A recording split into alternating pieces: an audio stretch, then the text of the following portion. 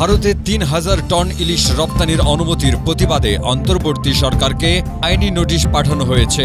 রোববার ২২শে September supreme কোর্টের আইনজীবী মোহাম্মদ মাহমুদুল হাসান এ নোটিশ পাঠান। নোটিশে বাণিজ্য মন্ত্রণালয়ের সচিব, মৎস্য ও প্রাণী সম্পদ মন্ত্রণালয়ের সচিব, জাতীয় রাজস্ব বোর্ডের চেয়ারম্যান ও আমদানি রপ্তানি কার্যালয়ের প্রধান নিয়ন্ত্রককে বিবাদী করা হয়েছে।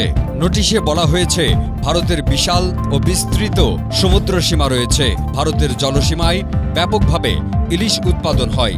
সেই বিবেচনায় বাংলাদেশ থেকে ভারতের ইলিশ মাছ আমদানির কোনো প্রয়োজন নেই।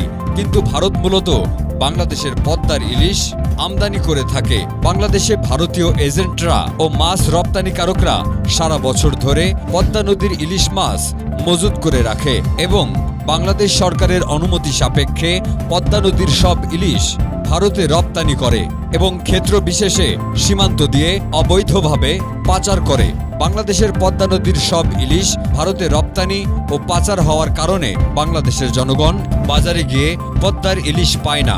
ফলশ্রুতিতে বাংলাদেশের জনগণকে সামুদ্রিক ইলিশ খেতে হয়, যা পদ্মার ইলিশের মতো সুস্বাদু নয়।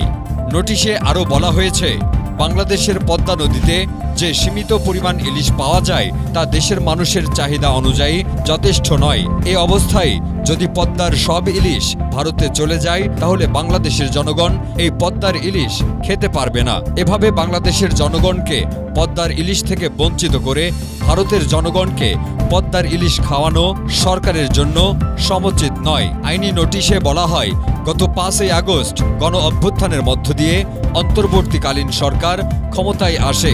দেশের প্রয়োজনীয় সংস্কার ও জনগণের স্বার্থ রক্ষা করা এই সরকারের অন্যতম প্রধান কাজ।